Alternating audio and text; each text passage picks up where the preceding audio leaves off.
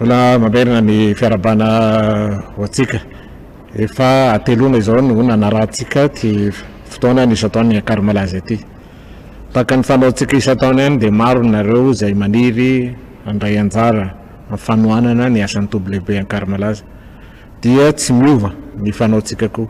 Ho antsika rehetra izay maniry hiantoka hanao rakitra hanampiana ny toby lehibe Akary Malaza amin'ny fandaniana rehetra izay nataony.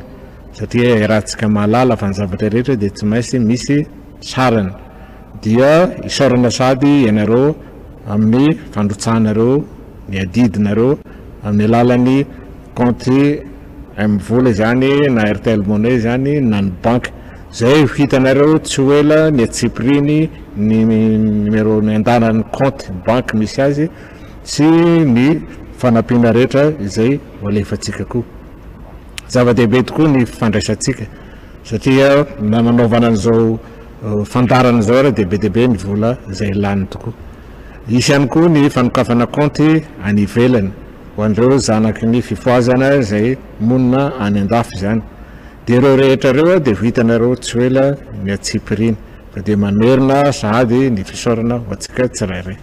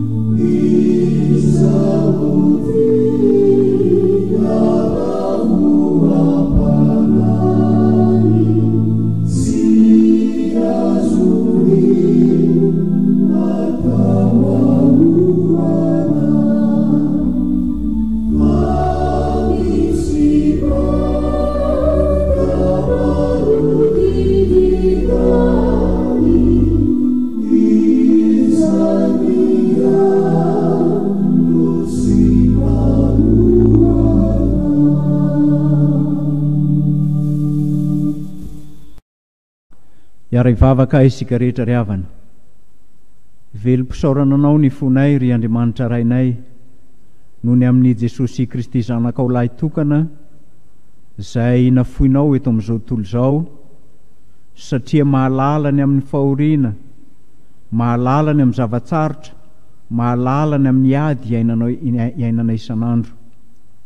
Misaotra anao izay no azahoanay manatanteraka an'izao isa-taona fa 7 ny toby lehibe Ankaramalaza amin'ny alalan'ny fampiasana ny teknôlôjia avolenta zay nomenao ho fampandrosoana ny fitorena amin'ny filazantsara eran'izao tontolo izao.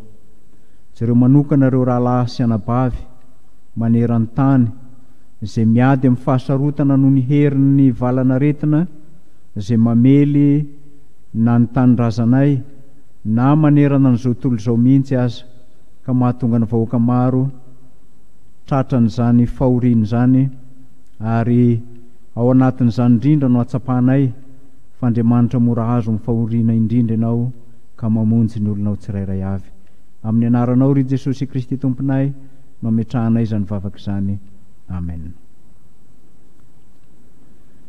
Misaotra ny Tompo isika ry havana, raha mbola afaka manaraka indray ity isan-taona fa 770 ny toby lehibe Ankaramalaza ity, amin'ny alalan'ny fanarahantsika ireo toriteny fampianarana ary lahateny samihafa izay asongadina amin'ny alalan'ny fampiasana ny teknôlôjia virtualy.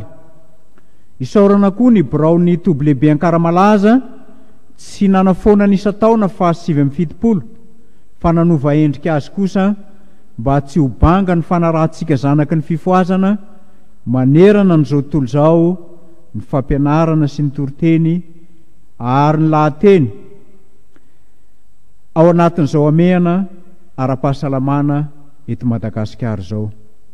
Amin'izao amehana ara-pahasalamana izao dia tandrify tsara ny lahateny izay anjarantsika anio mba hifampaherezana manoloana ny fahoriana sy ny zavatsarotra izay lalovan'ny firenena ary miatraika amin'ny fiainana isan-tokantrano ka tsy afaka miala amin'izany ny mino. Ny anjara izay nomenanay ry havana amin'izao lahateny fahatelo izao dia mitondra ny lohateny hoe ny fanantenany mino amin'ny fiaretana fahoriana. Ny fanantenany mino amin'ny fiaretana fahoriana. Talohan'ny fahalavona ry havana dia niaina tao anatin'ny fiadanana safinonoka ny zanak'olombelona ary tsy nisy zavananahirana azy ireo fa ampy tsara izay nilana hiatrehana fivelomana sy ny fiainana. Tsy nahafantatra fahoriana na tomany vokatry ny alahelo ny olona tamin'izany fotoana izany. Tsy nandalovana aretina na rofo koa izy ireo, ary ny zava-dehibe dia ny fanerasera sy ny resadresaka mivantana tamin'Andriamanitra, tamin'ny alalan'ny fahatongavan'Andriamanitra matetika namangy sy nitsidika azy ireo tao amin'ny saha Edena, araka ny Genesis 2:15.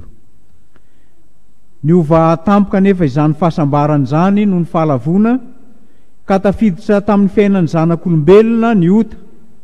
Simba ny faneraserana mahafinaritra tamin'Andriamanitra ka nanjary nandositra an'Andriamanitra ny olona.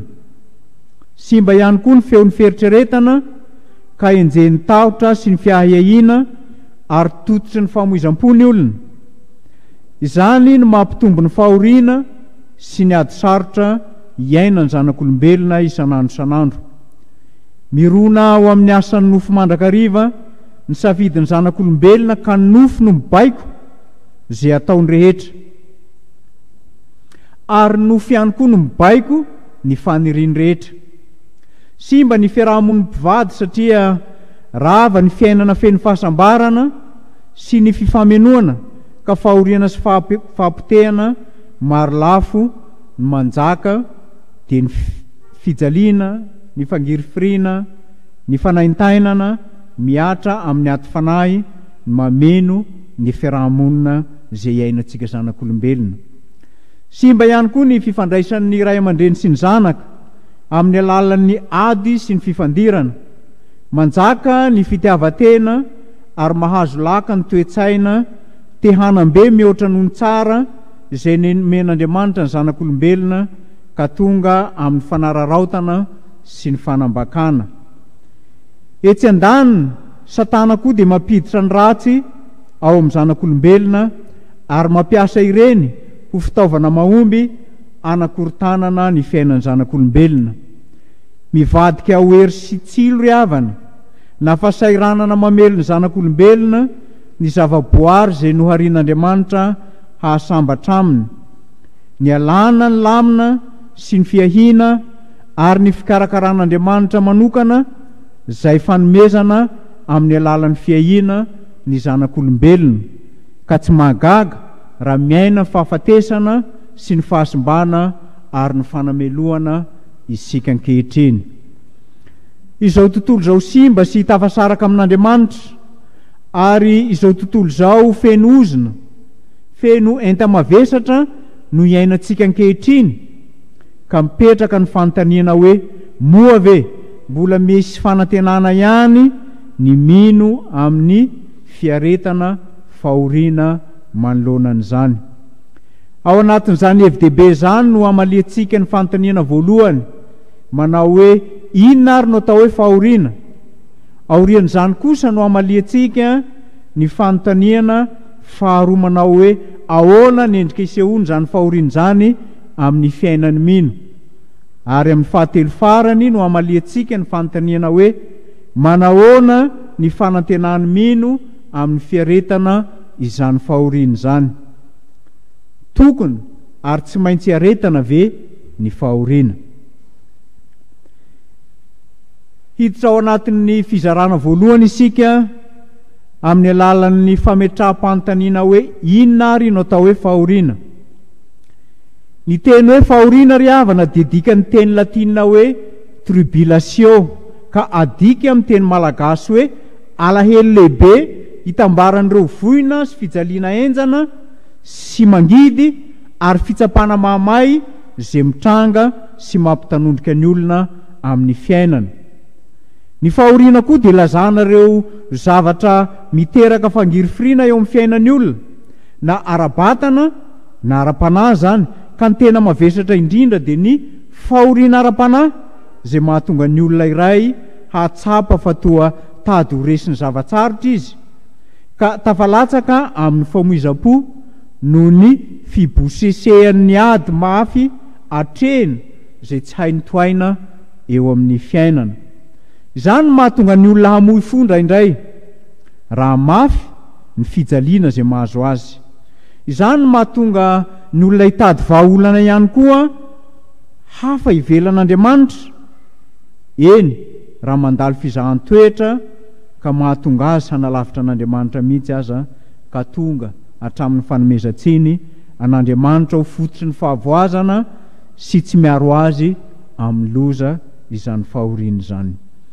Izany no mahatonga ny Joba ametra-panontaniana ao amin'ny Joba 7:20 hoe iainy fitaraina ny va Andriamanitra raha ho zoim-pahoriana izy.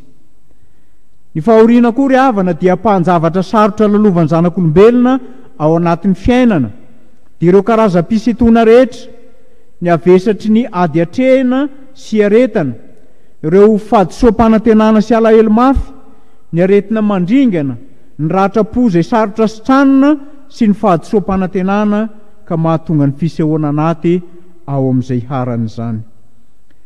Ao anatin'izany ireo zava-mitranga tsy ampoizina zay mampanjombona ny fiainantsika zanak'olombelona, izany indrindra no lazain'ny mpitoroteny 7:2 hoe fa tsy fantatry ny olona ny androny, fa toy ny hazan-drano azo ny harato fa hitan-doza izy, ary toy ny vorokely zay voafandrika dia voafandrika toy izany ny zanak'olombelona amin'ny andro mahory, ka mahavoa azy tampoka izany. Ry havana, ireo toe-javatra tery na kasiparana sy sopatra ataon'ny fiainana zay iainana ary no ambara hoe fahoriana, satria mangeja ny fiainantsika izany.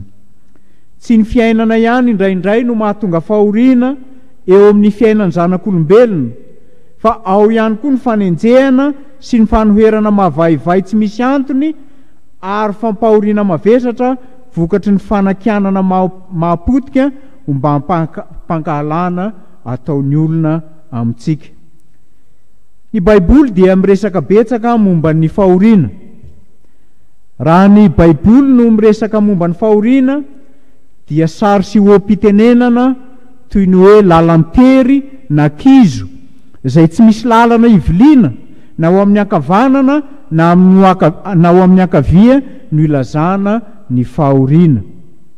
Zany hoe fipetrahan'ny olona eo anelanelan'ny zavatsarotra tsy azo elana ny atao hoe fahoriana. Ny fahoriana ihany koa dia fampitehana mampitahotra. Ny fahoriana dia ireo tebiteby be loatra, ireo horohoro na alahelo na fanaintainana, ireo zavatra mampahory sy mampijaly ka miteraka fanaintainana sy fahasorenana ary fanelingelenana mihitsy aza ao anatin'ny fo sy ny fanahin'ny olona, na koa ireo zavatra mandreraka ka mahakelihery azy rehefa midona aminy zany. Io no ambaran'ny testamenta taloha hoe fahoriana. Hitantsika zany amin'ny Nomera 2:20-2, Salamo 7:7-2, Joba 1:2-5-10, Oabolana 4:20-10, Oabolana 4:20-10. Tsy manalavitra an'izany ihany koa ry havana ny ambaran'ny testamenta vaovao hoe fahoriana. Ny fahoriana mantsy raha ny teny Grika no akana azy dia dika hoe fampiretana miaraka. Fanaporetana miaraka. Toy ny famiazana voaloboka ny sary ao ambadika zany, fanaporetana miaraka zany. Na koa hoe toy ny famiazana voaloboka, fiazana mafy. Ka ny famiazana zay voalaza amin'izany dia tahaka ny fanolanana lamba anankiray. Avy amin'io nazahoantsika an'ilay hoe fiazana, na fanagejana, na fanageazana, na famoretana, na fanerena koa aza, na koa hoe famintinana, afintina, lasa mifintina ny zavatra anankiray. Avy amin'io ilay fototeny hoe fintina, zany hoe lasa miakely ny zavatra anankiray, na koa hoe fanakelezana na fanafohezana mihitsy aza. Raha jerena ireo verba amin'ny teny Grika ireo dia sary anohatra entina ilazana ny fahoriana zany rehetra zany.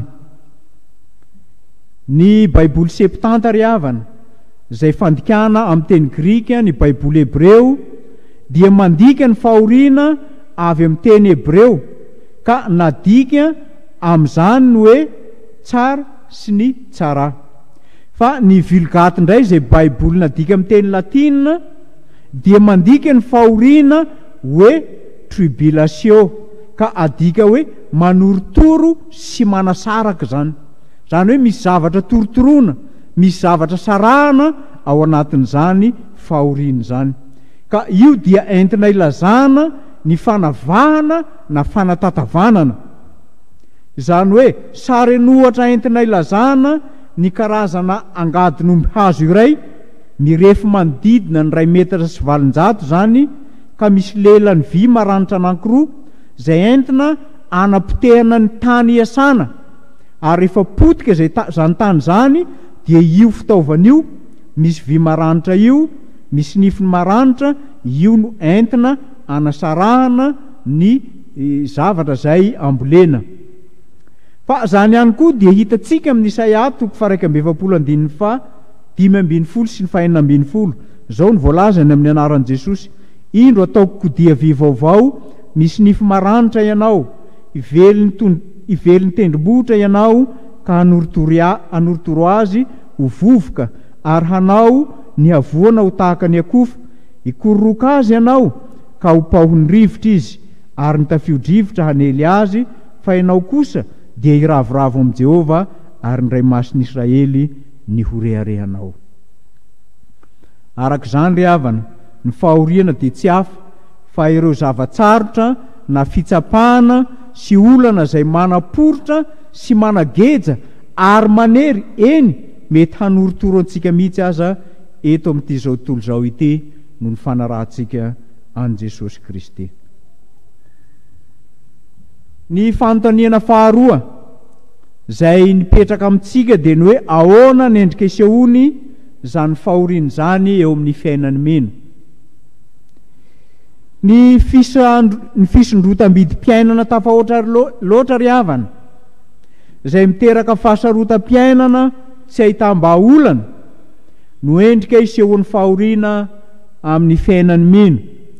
Tsy izany ihany fa ny loza mifanesisesy toy ny loza voajanahary, ny haintany sy ny tondra-drano, ka miteraka ny tsy fahampiana no endrika isehon'ny fahoriana amin'ny fiainantsika. Ny fahasimban'ny fiariana toy ny fahampiteny fitadiavana sy ny fahaverezana ary ny tsy fisian'ny asa no endrika isehon'ny fahoriana amin'ny fiainantsika. Ny arety mandoza tsy ahitàm-bahaolana, ny fahafatesan'ireo havatiana izay akaiky antsika indrindra, izay akaiky ny fo, izay tsy nialanenina fa lasa tampoka no ny ady atrehina no endrika isehon'ny fahoriana iainany mino eto amin'izao tontolo izao. Ny fizahan-toetra mahamay tsy mitsahatra, ny fanenjehana tsy haitoaina, ny famonoana mihitsy amin'ny fomba kolaka sy mivantana aza no endrika isehoan'ny fahoriana eo amin'ny fiainany mino. Zavatra efa mitranga eo amin'ny fiainantsika andavanandro zany ry havana, ka izany indrindra no mampiditra atsika amin'ny fanontaniana farany manao hoe manahoana ny fanantenany mino amin'ny feretany izany fahoriana izany. Tokony na tsy maintsy hiaritra fahoriana tokoa ve ny mino eto amin'izao tontolo izao ity. Raha mijery ny fiainana isika ry havana dia mahita fa misy zavatra tsy azo hazavaina, misy zavatra sarom-pantarina itondran'Andriamanitra ny fiainantsika, ary tsy zava-baovao amin'ny fiainany mino izany zavatra izany izay ataontsika hoe fahoriana na dia mafy sy mangidy aza ny iainany azy. Tsy zakan'Andriamanitra ry havana ny mahita ny fahoriantsika. Rehefa lavo Adama sy Eva ao Genesis 3:5-12 dia nanomana famonjena ho antsika Andriamanitra amin'ny alalan'i Jesosy Kristy. Nanomana famonjena antsika Andriamanitra satria tsy fohy ny ho very sy ho faty mandrakizay ny olombelona. Fitiavana tapotroatra nanran'Andriamanitra ny zanany hiara-monina amintsika ahafahany mahalala ny fahoriana sy ny fijaliantsika. Ary ao amin'ny Exodus 3:7 koa dia hoy Jehova, efa hitako tokoa ny fahorian'ny oloko izay any Egipta, ary efa reko ny fitarainany no ny ataony mpampiasa azy. Eny, fantatro ny alahelony, noho izany dia hamonjy azy aho. Ary amin'ny Jaona 2:5-5 azy nitomany Jesosy raha nahita ny fahorian'i Marta sy Maria. Ny fahoriana mantsy ry havana dia manondro ny fijaliana sy ny zava-manahirana rehetra, dia ny fahasarotam-piainana rehetra izay mianjady amintsika zanak'olombelona zany. Ary tsy mba azo afeny ny Baiboly amintsika, tsy mba nafeniny amintsika ireo karazam-pahoriana mafy sy fasairanana ary zavatsarotra mianjady amin'ny zanak'olombelona manomboka tamin'ny fahalavona ka miatraika amintsika zanak'olombelona ankehitriny koa izany. Raha ny fahafinaretana tapotroatra sy ny fiainam-pahasambarana miaraka amin'Andriamanitra no ny ainana taloha dia rava vokatry ny ady atrehina tamin'ny fidirany ota teto amin'izao tontolo izao izany.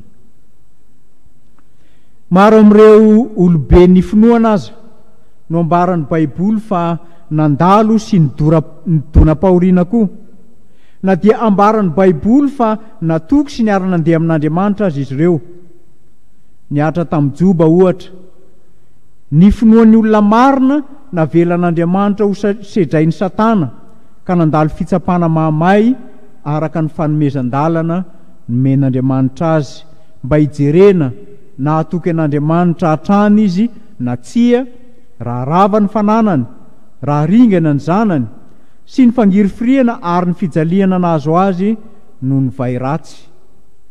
Toy izany ihany koa ny fiaretan'ny fitsarana sy ny fanakianana ary ny fanomezan-tsiny nataondreo namany telo-lahy azy ka nahatonga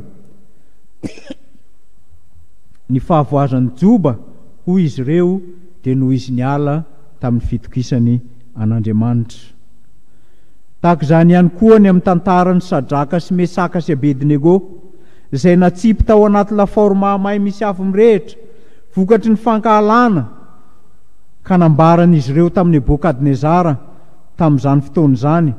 Fa Andriamanitra izay tompoinay dia mahavonjy anay amin'ny lafaoro misy afo mirehitra sady hamonjy anay amin'ny tananao eny, na dia tsy hamonjy anay azy izy dia tsy hankohoka na hanompo ary hivavaka amin'ny sary olona volamena izay.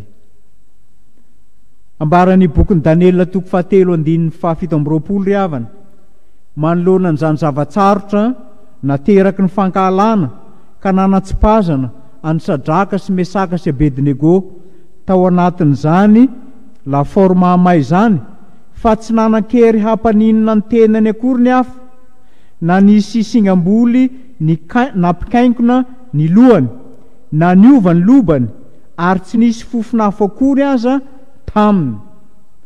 Ambaran'izany fa miantoka zay rehetra matoky azy tokoa Andriamanitra rehefa mandalo sedra sy zavatsarotra eto amin'izao tontolo izao izy.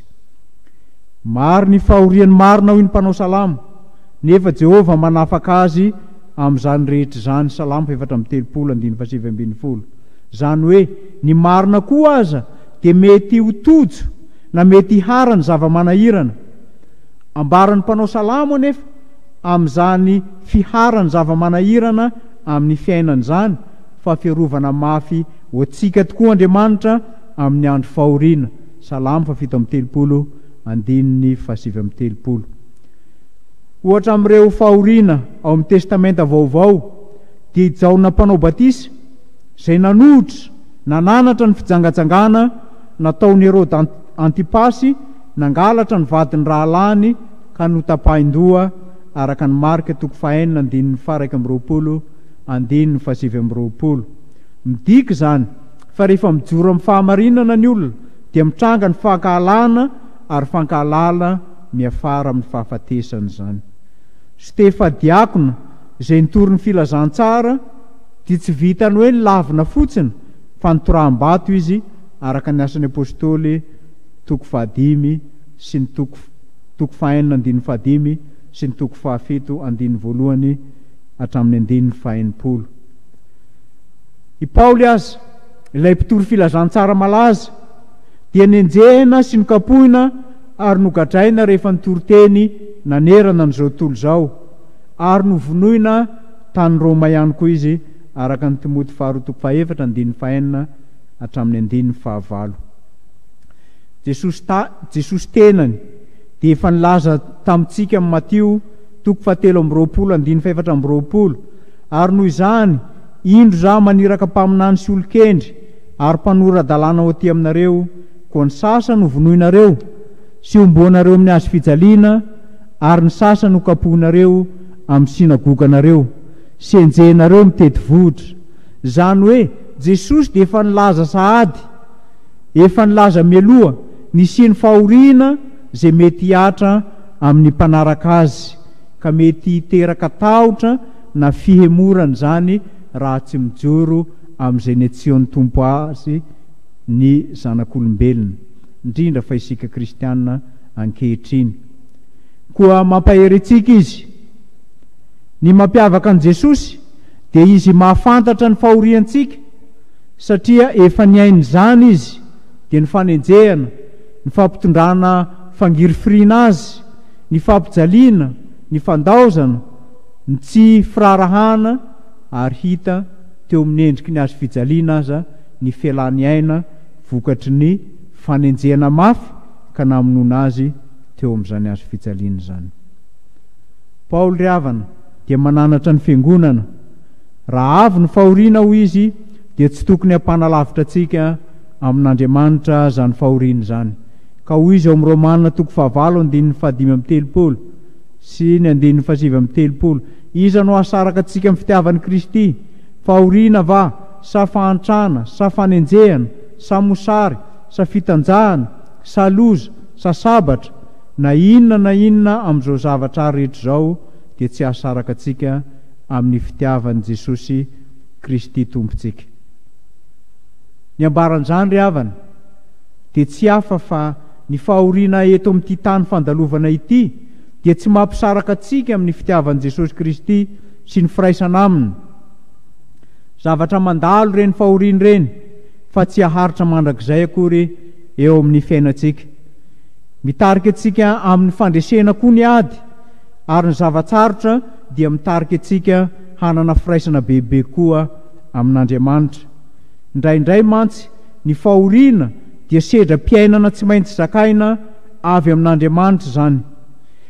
Na dia zany aza dia misy ihany ny teny fampanantenana nataon'Andriamanitra antsika ao amin'i Jesosy Kristy, ary amin'izany no hariharian'ny fitiavany antsika ka tsy avela nofefika ao anatin'izany fahavoazana zany isika mino azy.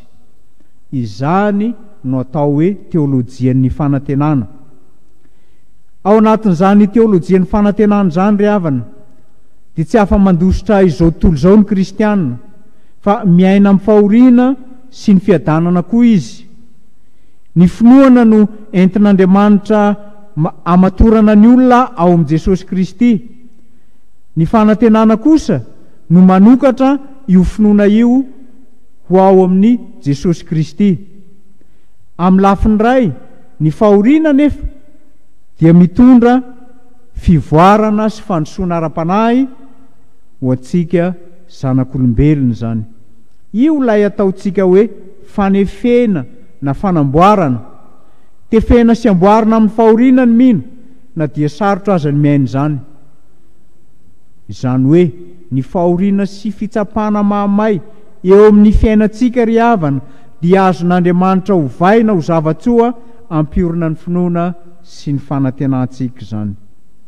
Raha mbola ao anatin'izany fahakiviana zany isika, dia izany indrindra no ambaran'i Paolo amin'ny Romanina 5 ny 7 hatramin'ny 9. Ary tsy izany ihany, fa aoka isika hifaly amin'ny fahoriana aza, satria fantatsika fa ny fahoriana mahatonga faharetana, ary ny faharetana mahatonga fahatsara-panahy voazahatoetra, ary ny fahatsara-panahy voazahatoetra mahatonga fanantenana, ary ny fanantenana dia tsy mampahamenatra, satria ny fanahy masina izay nomenantsika no entiny mampidina ny fitiavan'Andriamanitra ho ao am-pontsika. Na dia zany aza dia tadidio fa rehefa mafy loatra ny ady antrehina ary tsy zaka intsony ireo karazam-pahoriana izay mianjady amin'ny olona anankiray, dia miteraka ny atao hoe fikorontanan-tsaina na re-tsaina momba ny adi-panahy zany, ka miseho lany ny fanaintainana mafy na ara-batana na ara-tsaina na ara-panazany, ny fahaketrahana, ny fahakiviana zay mamely. Lasa be fanahiana ny olona ka lasa miasimba sy manapotika ny tenany izy, ka raha tsy voafehy sy mitatra kosa zany olana ara-tsaina zany, dia miteraka fiovana be eo amin'ny fiainan'ilay olona zany.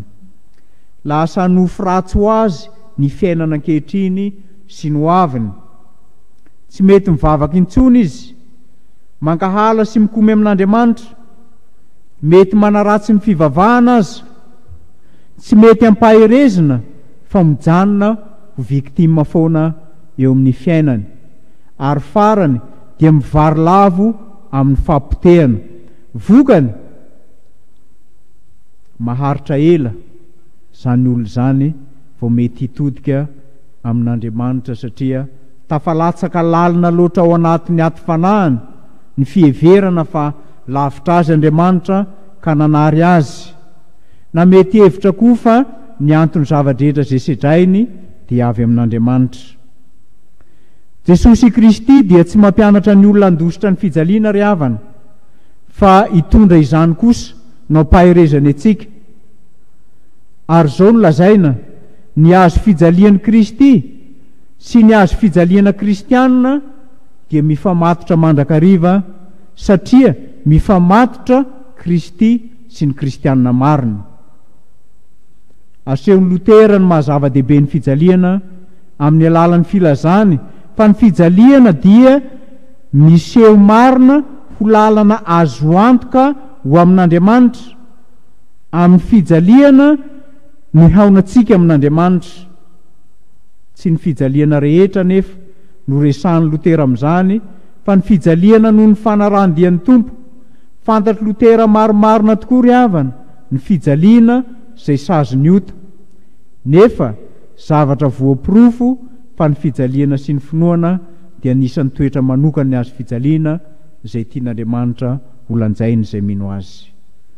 Ambarany Salamo 7:1 ny 5:1 fa toany aho araka ny teninao mba ho velona ary aoka tsy homenatra amin'ny fanantenako aho.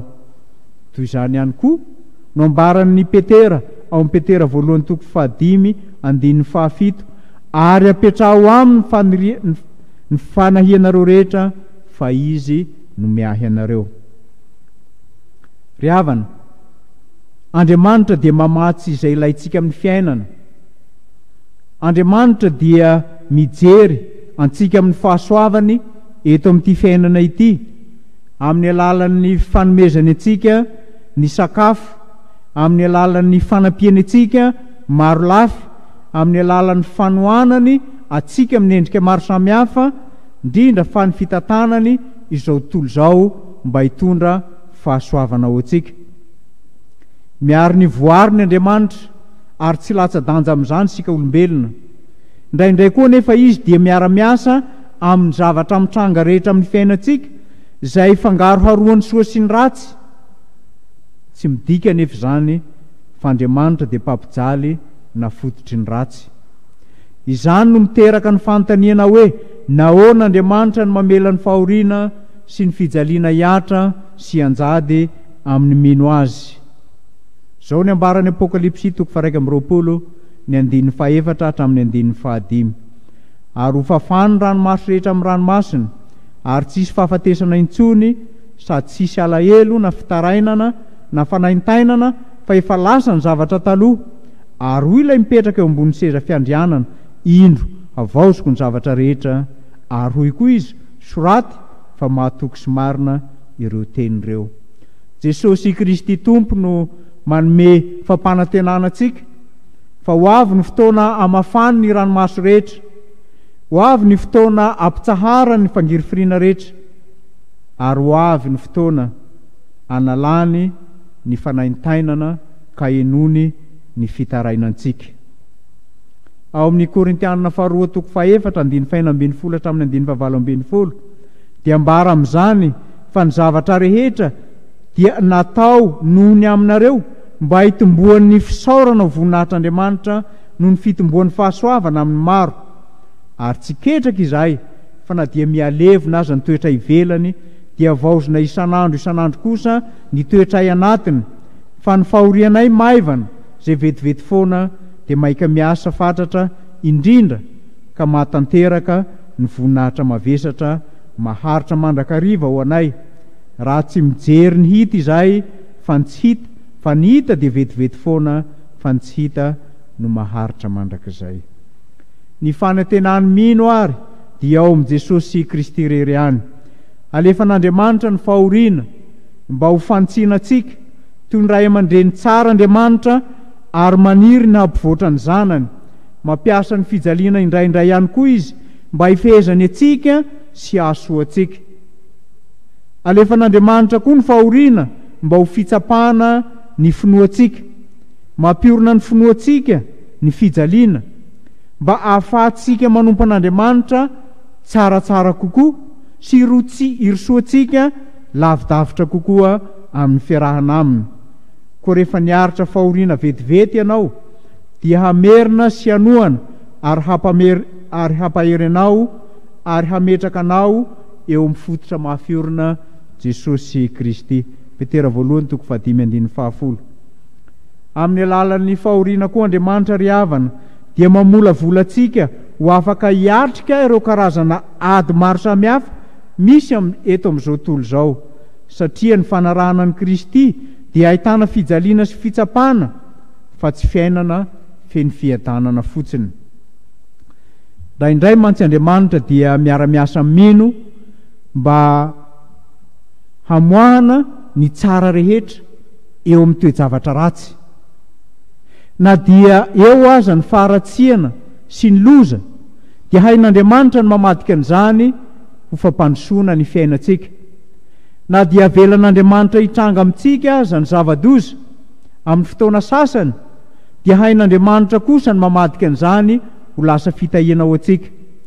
Indraindray na dia velan'Andriamanitra handalo fitsapana mahamay azy isika, dia feran'Andriamanitra koa ny herin'izany mba ahafahantsika makaina irosoantsika amin'ny ady dia ny ady tsara ny finoana izany. Izany hoe efa afaka manome fanantenana eo afovoan'ny loza Andriamanitra. Mila miatrika ireo olana eo amin'ny fiainana nefa ny mino mba ampivelatra ny finoana, satria ny finoana dia miorina amin'ny fanantenana, ary ny finoana ny fototra iorenan'ny fanantenana ka mamelona ary manohana ny finoana ny fanantenana. Noho izany ny famoizam-po dia tsy miteraka fanantenana velively, na dia indraindray aza ao anatin'ny fangirifiriana lalina sy ny famoizam-po dia azo antoka fa misy fanantenana raha mitodika amin'i Jesosy ny olona, satria tsy Andriamanitra ny ankehitriny ihany izy, fa Andriamanitra ny mandrakizay ihany koa ka mamonjy antsika amin'ny zavatsarotra. Mila miatrika fahoriantsika ry havana, fahoriana vokatry ny finoana sy ny fanantenana. Ny fanantenana mantsy ny namana tsy mba afaka misaraka amintsika, satria ny fanantenana dia tsy misy afa-tsy ny fiandrasana ny zavatra inona na ny fampanantenan'Andriamanitra amin'ny alalan'ny finoana ny zavatra anankiray hirosoantsika. Eto am-pamaranana ary ahoana ny fomba hiatrehantsika ny fijaliana izay misy eo amin'ny fiainantsika. Na dehibe aza ny zavatra sarom-pantarina tsy ahitana valiny avy hatrany amin'Andriamanitra, indrindra fa ny antony mety ny mahatonga an'izany ny fahoriana izay tsy fantam-piaviana, dia ambaran'ny Baiboly farafahakeliny fa manome fanazavana sy fampaherezana ny mino ny tenin'Andriamanitra. I Josefa ohatra dia nijaly noho ny fahotany hafa, saingina dia nikasany hanisy ratsy aza ny rahalan'i Josefa, dia nikasany hanatanteraka zavatra tsara amin'ny alalan'ny fijaliany kosa Andriamanitra, ao anatin'izany ny famonjena ny ain'ny taranaka Jakoba. Genesis 15:20. Mety ho sarotra ihany koa indraindray ny mamantatra ny hoe manao ahoana ny fiasan'Andriamanitra amin'ny fahoriantsika sy ny zava-mitranga izay iainantsika indraindray. Ny azo antoka dia ny hazo fijaliana rery ihany no nandresy ny fahefan'ny fahafatesana eo amin'ny mino, dia ny hazo fijalian'i Jesosy Kristy izany. Na dia eto amintsika aza ny fahoriana, na dia lamba irakofantsika aza ny fijaliana, dia matoky isika amin'ny alalan'ny finoana fa ho resy ny fahafatesana rehefa nanangana ny fahoriana vaovao Andriamanitra. Hitantsika amin'ny Apokalipsy 1:7 hatramin'ny 1:4 zany. Amin'ny alalan'ny fanantenana koa no hitarafatsika fa hifarana amin'ny farany ka tsisy intsony ny fahoriana, satria efa feno ny fandresen'i Jesosy Kristy ny fahafatesana. Fantatsika fa tsy namboatra izao tontolo izao toeram-pijalian'Andriamanitra, na tsy amela ny fijaliana haritra mandrakizay koa izy. Tsy namorona izao tontolo izao ho toerana fiaditsika ao anatin'ny ady Andriamanitra ka haresy atsika, fa Andriamanitra kosa amin'izany dia manokatra lalam-pitahiana sy lalam-baovao atsika amin'ny alalan'ny fiaretatsika ny fahoriana. Noho izany dia manompo ankafaliany sika ry havana, satria manantena ny siany ho avy mamiratra eo amin'ny fiainantsika. Nijaly be ny apôstôly Paoly, na dia izany aza dia hoy izy, ary ankehitriny indro tery ara-panahy akany Jerosalema nefa tsy fantatro izay anjo ahy ihany, afa-tsy izay ambara ny fanahy masina amiko amin'ny isa-tanàna, fa isy famantorana sy fahoriana anjo ahy, nefa tsy ataoko zavatra akory ny aiko mba havita ny alehako, dia ny fanompoana izay noraisiko tamin'i Jesosy Tompo, hanambara ny filazantsara ny fahasoavan'Andriamanitra ny fanahy masina milaza amiko isan-tanàna fa ny fonja sy ny fijaliana no miandry ahy, nefa ny fiainako dia tsy misy dikany amiko raha tsy izany no ampiasako azy amin'ny famaranana ny asa. Ny asan'ny fitoriana ny vaovao mahafaly momba ny fahasoavan'Andriamanitra. Asan'ny apôstôly toko 20 andininy 17 hatramin'ny andininy 14.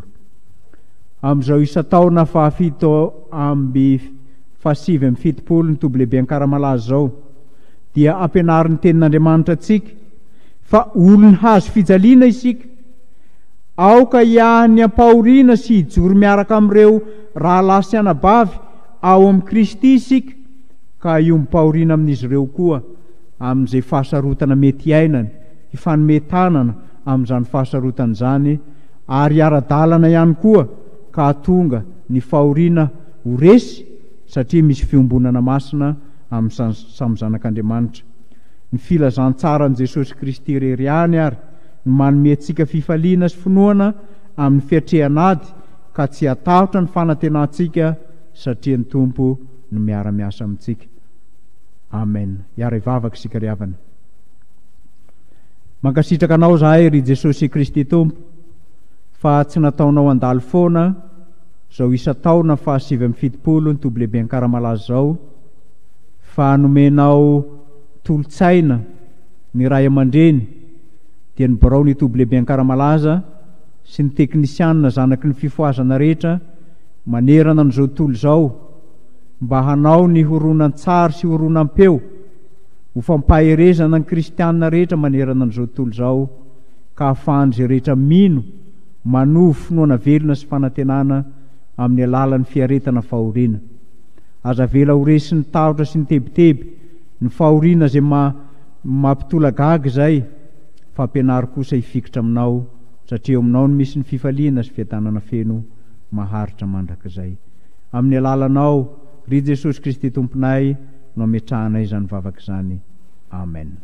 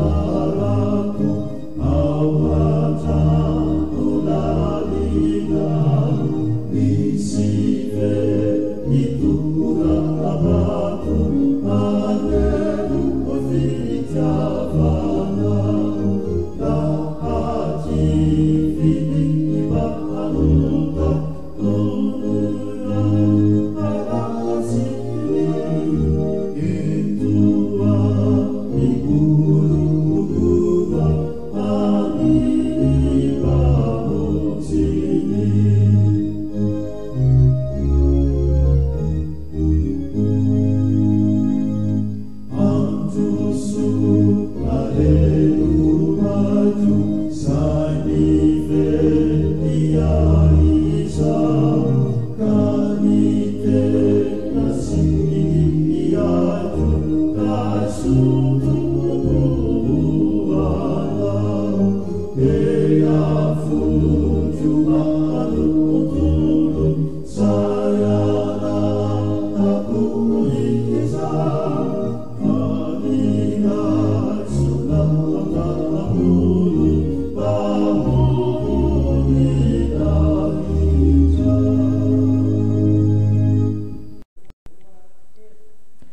Vavaka sika rehetra. Misatranao zahay Andriamanitra ray zanaka fanahy masino, ilay Andriamanitra mitantana sy mitondra ny fiainanay tsirairay avy, mitondra ny fiangonanao ary mbola mampaharitra izany mandrakariva. Misatranao mbola afaka miaona aminao amin'ny alalan'izao fitaovan-tserasera izao zahay, ka andrenisanay ny teninao, teny velona, marina, azo itokisana. Hampahery ny finoanay dia izay fiangonanao mandalo fotoan-tsarotra ankehitriny ao anatin'ny tafio-drivotra. Eny mety ho tratry ny fahaverezan-kevitra aza ny maro, nefa tsapanay ilay tana maherinao, mitsotra mampahery anay ary mbola miteny aminay. Hampahery ezo zay ry Tompo, ary ny ady izay atrehanay dia ady efa natrehanao ary efa nanananao fandresena irinao mba ho raisinay sy iainanay izany fandresena izany hatramin'ny farany, ka nomezanao anay ilay satroponahitra fiainana.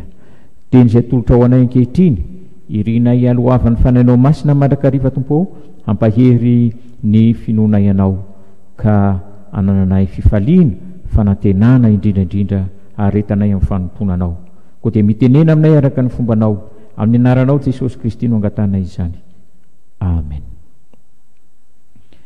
Amin'ny fofeno fifaliana riavana no iarabana antsika rehetra tratra ity fotoana izay andrenesana ny tenin'Andriamanitra ity, izay fotoana ao anatin'ny fandaram-potoana ny isan-taonan'ny toby lehibe Akaramalaza moa izao, ka isaoranan'ny Tompo fa na dia tsy afaka ho tonga any amin'ny toby lehibe Akaramalaza izy isika noho ny toetra raha fahamehana ara-pahasalamana eto anivon'ny firenena, dia misaotra satria omeny atsika ny fandaharam-potoana, andrenesantsika ny teniny ao anatin'izany programa Akaramalaza izany.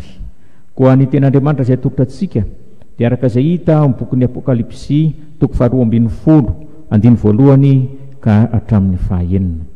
Apokalipsy 2:12 andiny voalohany ka hatramin'ny fahaenina. Vakoto izao miteny amin'ny anaran'i Jesosy.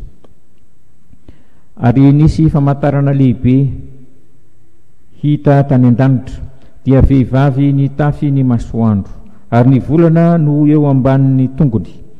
Nisy sady-boninahitra kintana 12 amin'ny lohany, sady be voky izy ary mety jaza izy ka mitaraina, satria maharary fatratra efa hiteraka. Nisy famantarana hafa koa hita tany an-danitra, ka indro misy dragona mena lehibe manandoha 7 sy tandroka 10, ary misy diadema 7 amin'ny lohany. Ny rambony dia nanala ny apahatelon'ny kintana tamin'ny lanitra ka nanjera ireny ho amin'ny tany. Ary ny dragona nijanona teo anatrehan'ilay vehivavy efa hiteraka mba handrapaka ny zanany raha vao teraka. Ary niteraka zazalahy izy izay efa hanapaka ny firenena rehetra amin'ny tehimby, ary ny zanany novonjena faingana nakarina ho any amin'Andriamanitra, ho any amin'ny seza fiandrianana. Ary raha vehivavy kosa nandositra nankanenefitra, ary nisy fitoerany namboarin'Andriamanitra mba ho velomina any 700 amby arivo andro izy. Amen. Ray masino manamasinana amin'ny fahamarinana, famiteninao fahamarinana. Amen. Riava malala izay manatrika izao toroteny izao ho aminareo marakariva ny fahasoavana sy ny fiadanana avy amin'Andriamanitra raintsika sy Jesosy Kristy Tompo. Tiana ampatsivina fohy riavana ety amboalohany ny makasika ny bokin'ny Apokalipsy.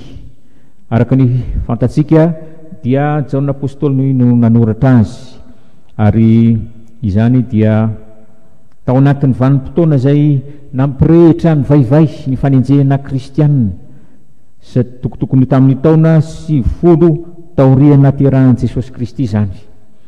Ilay emperora romana antsoina hoe Domitien tokoa mantsy dia nijoro ho Andriamanitra ka nitaona ny vahoaka mba hivavaka sy hikohoka aminy.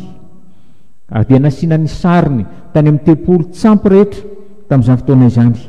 Koa izay rehetra nanda tsy hivavaka amin'izany emperora izany dia nokilasiana ho toy ny olona izay manao heloka be vava teo amin'ny fanjakambe, ary nisy ny natao sesitany tahaka ny Jaona apôstôly zany, nisy no nalaina ny fananany, ary nisy aza tena novonona ho faty mihitsy.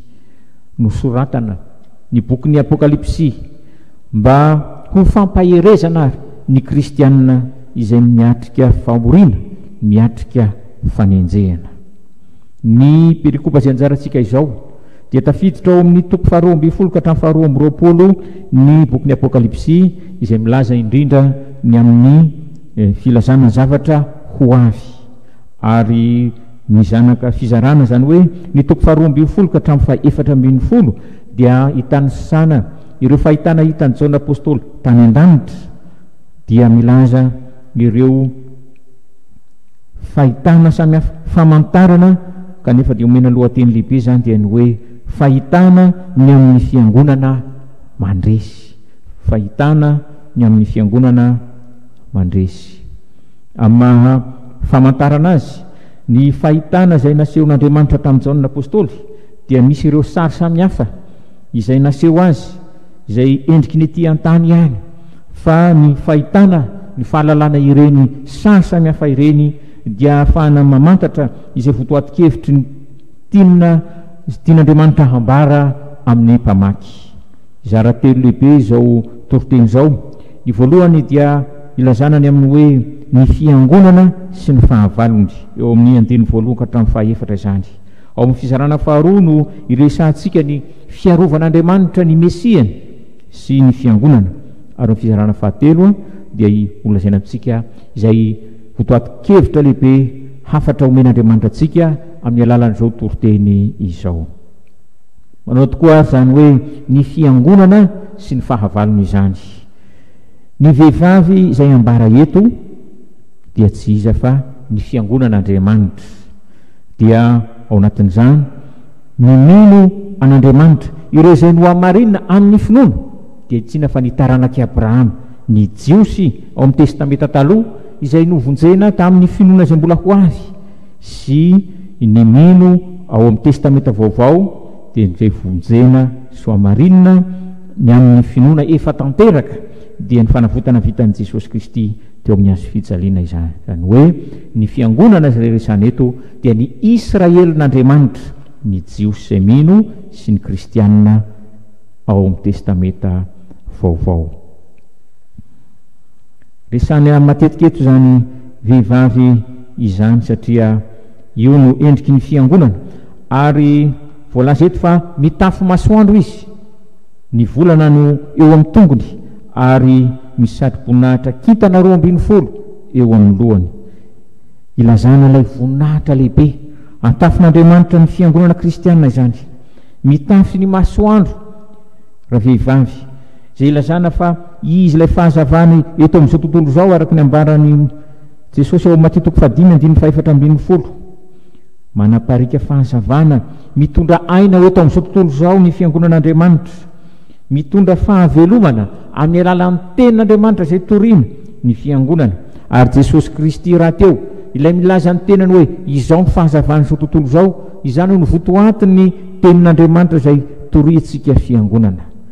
Misy eo amin'izany mitondra fahazavana, mitondra fiainana izany eto amin'izao tontolo izao isika amin'ny alalan'ny asa tsara, asa diakonaly izay ataontsika, ary indrindra ny fijoroantsika vavolombelona amin'ny fitondratena tsara, fiainan'ny fifankatiavana. Izany mahavavolombelona Jesosy antsika, izany mahafahazavana ny fiangonana eto amin'izao tontolo izao. Ambara eto fa eo ambanin'ny tongotry raha vehivavy ny volana. Misy jentilisa izay mivavaka amin'ny volana, ny volana izay fantatsika fa miovaova ny endriny raha tarafina jerena avy ety an-tany izy. maro manam-pahaizana ary no manao ny volana ho fanamperana amin'izany fahalalana siantifika. Naroana tokoa moa ny afalitsika zanak'olombelona raha nanitsaka ny volana voalohany ireo manam-pahaizana amerikana tamin'izany fotoana izany. Nefa riavana tsarovy fa zany hevitra mikasika ny volana izany dia izao hoe eo am-paladian'ny fiangonana. Tsinotsinona izany manoloana ny fahalalana izay omen'Andriamanitra ny fiangonana. Eo andohan'ny fiangonana dia misy ilay satroboninahitra 12 kintana mamirapiratra. Entina ilazana ilay tenin'Andriamanitra nampitondrain'ny apôstôly 12 ary ao andohantsika ao an-tsaintsika fiangonana zanak'Andriamanitra mandrakariva izany tenin'Andriamanitra izany. Ity satroboninahitra ny fiangonana ity dia ambara amin'ny teny fototra teny grika hoe Stefanos, izay midika hoe mariky ny fandresena. Mariky ny fandresena izany, satroboninahitra ny fandresena. Ary ny teny hoe maharesy na hoe naharesy raha vakina ao amin'ny bokin'ny Apokalipsy manontolo dia miverina 7:20 izany. Tsarovy ilay lohahevitra lehibe izay nambara teo dia ny hoe fiangonana manana fandresena. Ary izany dia ambaran'ny Daniela 12:7 tapany B fa ny mpamerina ny maro ho amin'ny fahamarinana hoy izy, izay milazana ny mpitory ny afatr'Andriamanitra dia toy ny kintana mandrakizay doria. Izany famantarana ny amin'ny vehivavy zany dia maneho ny fiangonana ny fahalehibiazany, ny heriny sy ny fahefany eo amin'ny voary manontolo eto amin'izao tontolo izao izay ataon'Andriamanitra ho azy. Voalaza ny 12 eto fa mihetsa-jaza marary ary mitaraina mafy raha vehivavy efa ho teraka. Io dia ilazana ilay fahoriana lehibe izay hiatra eto amin'izao tontolo izao indrindra ho an'ny kristianina izay ambaran'i Jesosy ao Mateo 4:20 fa amin'izany no isy firenena hitsangana hamely firenena, fanjakana hitsangana hiady amin'ny fanjakana, isy ny mosary horohoro-tany ka dia ho ketraka ny finoan'ny maro. Milaza ny vehivavy, ny fahorian'ny vehivavy efa ho teraka izany. Ary io efa ambaran'ny Mika mpaminany teo amin'ny Mika 4:7-10, Isaia 4:4-7. Eto dia tsy misy azo ny fiangonana atao afa-tsy ny mitaraina, miantoraka amin'ilay Andriamanitra izay tompo mpamerina azy. Ny famantarana faharoa izay voalaza eto dia milazany amin'ilay dragona izay fahavalon'Andriamanitra hatramin'ny voalohany raha ny Baiboly no jerena. Ary io dia efa voalazany raha teo amin'ny Genesis 3:15. Ilazan'i Jehovah Andriamanitra amin'ilay menarana elany hoe ary ampifandrafesiko ianao sy ny vehivavy dia ny fiangonana izany, ny taranakao sy ny taranany, izy nohotoro ny lohanao ary ianao kosa nohotoro ny ombelahatongany. Ity teny hoe dragona ity raha ny teny fototra Hebreo no jerena dia entina indrindra manondro trondro lehibe ao amin'ny ranomasina, dia ny trozona izany araka ny Joba 7:12. Ilazana menarana ihany koa izany araka ny Exodus 7:7 sy ny 10. Ary testamenta vaovao teny grika dia milaza izany hoe drakon dia manondro any Satana araka ny Apokalipsy 12:7. Satana ilay mpandainga mpiapanga ny olon'Andriamanitra eo anatrehan'Andriamanitra. Ny lokony mena eto dia midika fa lianaty, liandra Satana, ilay menarana ela. Ny lohany 7, ny tandroka 10, ny diadema 7 eo amin'ny lohany dia samy laza zany fahafenoany hery sy ny tanjaka ity fahavalon'Andriamanitra ity, ny fanjakany Satana. Ny isa 7 dia isan'Andriamanitra, isan'ny fahamasinana, ny fahafenoana izany, ary manambara ny fanatrehan'Andriamanitra eto amin'ny tontolo izao indrindra fa ao amin'ny fiangonana. Ny 3 dia isa trinité, 3 izay iray. Ny 4 araka ny Baiboly dia manambara ny olombelona izany. Ny tandroka eto, tandroka ity dragona ity dia midika ho hery lehibe izay ananany, ary ny satroboninahitry ny dragona eto dia tsy ilay ambara tamin'ny teny grika teo hoe Stefanos hoe mariky ny fandresena fa ny antsoina hoe diademata, zany hoe satroboninahitry ny mpanjaka zany. Ten'Andriamanitra dia milaza ny Satana ho andriany izao tontolo izao araka ny jaona toko 12:30. Hita eto ary fa mpisandoka ihany, mpisandoka izay ananan'Andriamanitra, ny herin'Andriamanitra Satana mba hahafahany mamitaka ny olona, satria ny hevitry ny isa 7:10 ilay satroboninahitry ny mpanjaka teo dia noraisin'ny Satana nataony eny an-dohany. Hita eto ry havana fa endrika mahatsiravina sy mampihoditra izany endriky Satana izay ambaran'ny Baiboly nampahitan'Andriamanitra any Jaona apôstôly zany. Dia voalaza tokoa fa manala ny apahatelo mikintana eny amin'ny lanitra izy da amin'ny alalan'ny rambony ka nazera tetỳ tany zany. Ilazana ny hery lehibe izay ananan'ny Satana hatrany an-danitra izany, kanefa dia izao hoe voafetra koa nefa izany herin'ny Satana izany, satria raha ny apahatelo mikintana ny an-danitra ihany no nazerany dia milaza fa voafetra ny heriny, fa ilay Andriamanitra mbola tompony hery sy ny fahefany mbola mifehy ity fahavalony ity. Daniela 9:10 dia mijanona eo anatrehan'ity vehivavy iteraka ity ilay dragona mba handrapaka ny zanany. Ary mbola ito ihany koa izany fahefanan'ilay dragona voafetra n'Andriamanitra, satria tsy afaka manao na inona amin'ity vehivavy ity, fiangonan'Andriamanitra ity izy, fa miandry fotsiny, mijanona fotsiny, tsy afaka manao na inona. Fa iza moa ity zaza izay ho ateraky ny vehivavy ity?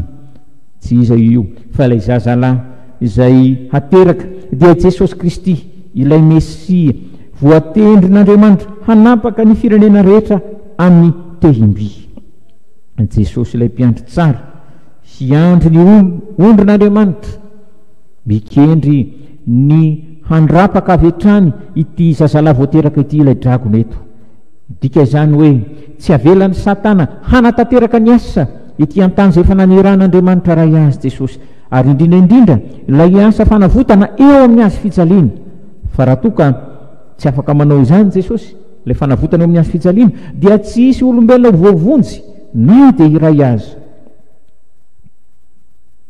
Atsika tsara izany haromontany Herôda mpanjaka nandripaka ny zazalahy rehetra voateraka tao Jerosalema, fony voateraka Jesosy zaza, ary dia nitohy hatrany hatrany tamin'ny androm-pikainan'i Jesosy ifanenjehana azy amin'ny endriny maro samihafa hatramin'ny nahafatesany teo amin'ny azy fijaliana. Kanefa izany fanavotana, izany fahafatesan'i Jesosy teo amin'ny azy fijaliana izany hitondra famelan-keloka fanavotana ho antsika mpanota. Borofo ny hery lehibe n'Andriamanitra ry havana manoloana Satana fahavalo, indrindra izany tsy fahafahan'ny Satana manao na inona fa voafetra n'Andriamanitra ihany zany, heriny izany. Ny tehimby eto ry havana dia manambara ny mampiandry an'i Jesosy, ny tena dia ampiasain'ny mpiandry ondry indrindra. Kanefa ilay tehimby dia tsy manambara ilay fanapahana, manambara ny hoe herisetra kory izay ananan'i Jesosy, fa manambara ilay kosa ilay fitsarana izay ataony amin'ny andro farany, hitsaran'ny olona rehetra ka andripahana ireo rehetra izay fahavalon'ny fiangonan'Andriamanitra. Hitantsika izany eo amin'ny Isaia 2:12-15, Ezekiela 4:30 tapany by. Jesosy tsy mba mpanjakazaka fa malemy fanahy, araka ny Matthieu 2:20-7:20. Dia hiditra ny tapany faharoa isika ny amin'ny hoe ny fiarovan'Andriamanitra ny Mesia sy ny fiangonana izany, fiangonana izay miatrika fanenjehana tokoa. Tsy nambara eto ry havana, tsy voalaza eto ny amin'izay asa nataon'i Jesosy tetỳ tany, fa izao teo amin'ilay fahaterahana ary avy hatrany dia nakarina ho any an-danitra, ho any amin'ny seza fiandrianana izy. Ny antony dia tsotra ihany, amin'ny fomba fiteny semitika dia ny fiandohana sy ny fiafaran-javatra na zavatra tantaraina no tena ventikevitra tiana ampitaina, fa tsy dia ilay eo anelanelany loatra, satria na ny fahaterahan'i Jesosy, ny fahafatesany sy ny fitsanganany tamin'ny maty, io le tena zava-dehibe. Ireo le zava-dehibe indrindra araka ny 9:12 amin'ny Apokalipsy 2:12 eto, ny amin'izay iadina ny amin'ny Mesia. Tsy maintsy tonga nofo ny Mesia hakavatana tena mandrataka atsika olombelona mba hitondrany ny otatsika ho fantsina amin'ny azo fijaliana. Tsy maintsy maty izy mba ho famelan-keloka ho tsika, ary tsy maintsy hitsangana amin'ny maty ho fanamarinana atsika eo anatrehan'Andriamanitra ray. Zava-dehibe indrindra izany, ary novonjen'Andriamanitra ny Mesia voalaza eto, satria izy efa nanolotra ny tenany manontolo hatramin'ny fahafatesana, natolony ny ainy ho fanafotana atsika. Ary Paoly apôstôly amin'ny epistily an'ny Romana dia nilaza fa Andriamanitra dia nanangana an Jesosy zanany tamin'ny maty.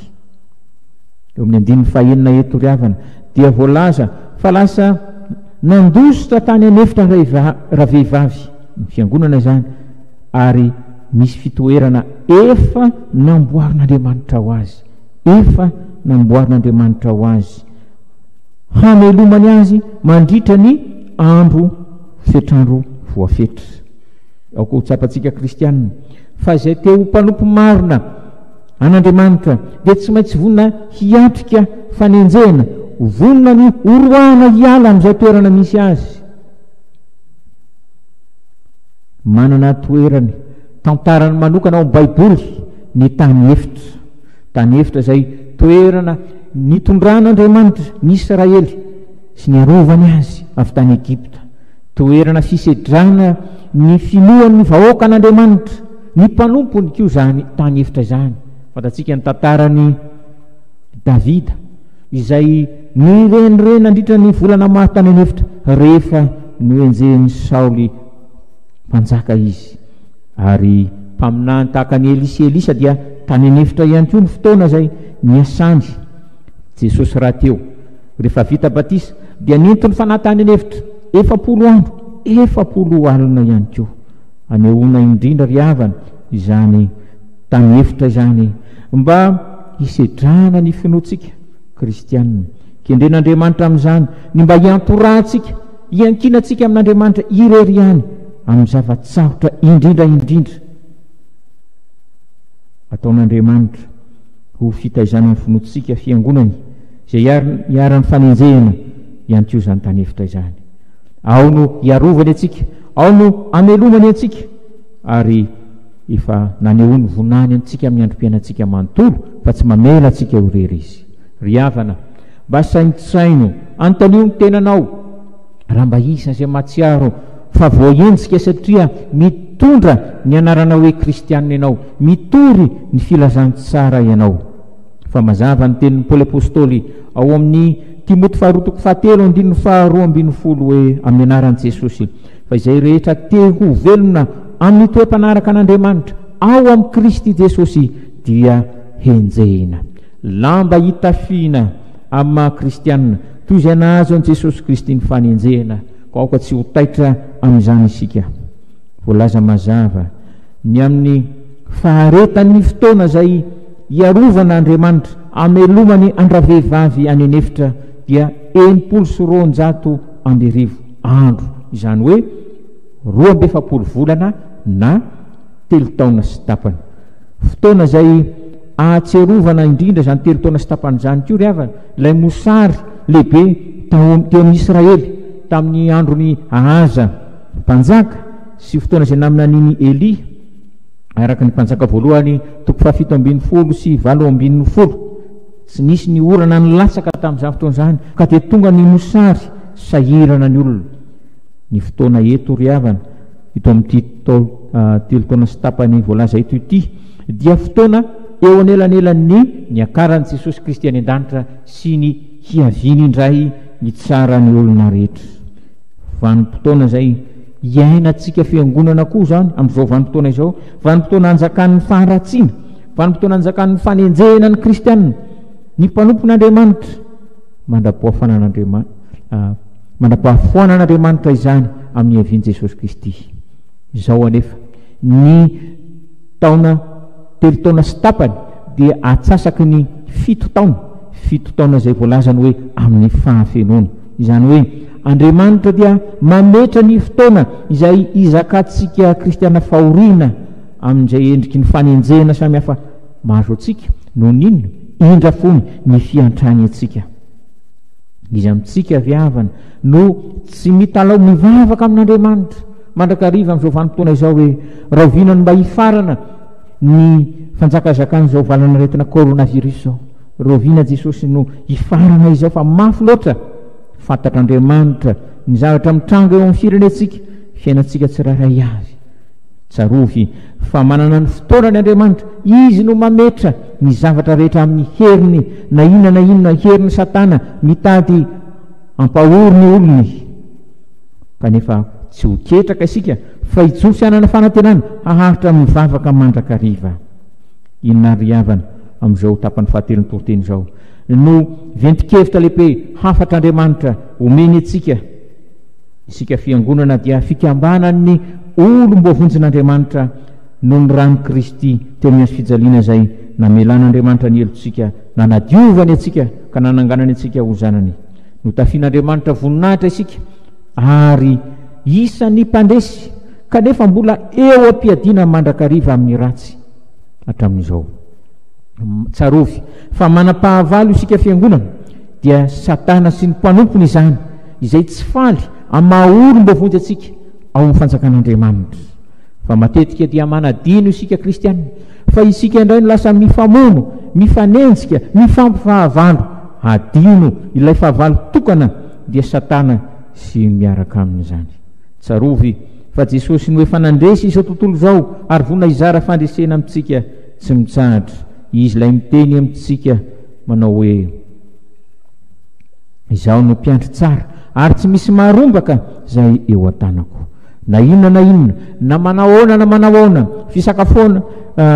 fisafoka ny Satana dia izaho efa mandrovitsy izy. Aoka tsy ho ketraka amin'izany filanjana ny hazo fijaliana izany fa voafetran'Andriamanitra ny herin'ny fahavalontsika. Andriamanitra ny tompo sy mifehy ny tantara, mitondra ny fiangonany, mitondra ny fiainantsika tsirairay avy, mitsinjo atsika ny masony ary mamelona atsika miteny sy ny sakramenty. Izy miasa amin'ny fomba rehetra amelomany ny fiainantsika manontolo. Fa ny fotoana ny fanenjehana kristianina zao ry havana na amin'ny endriny mivantana na ankolaka, izy amony mifaly.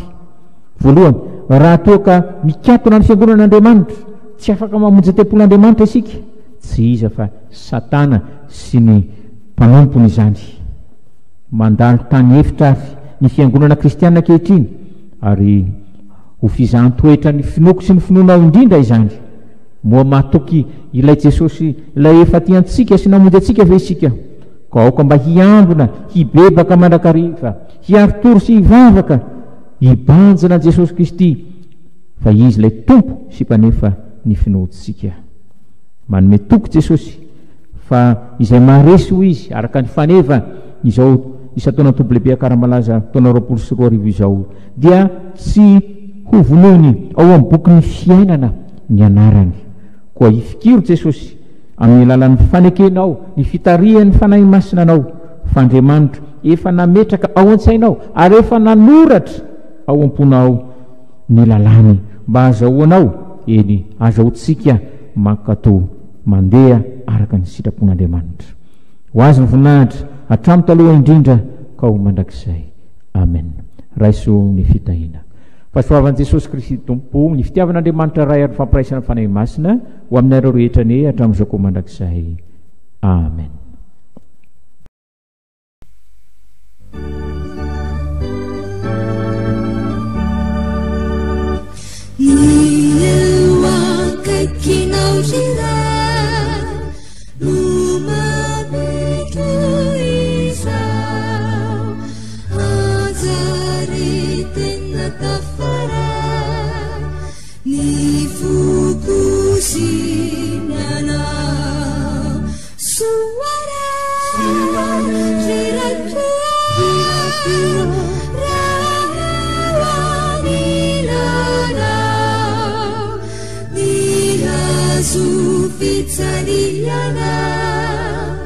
Utunga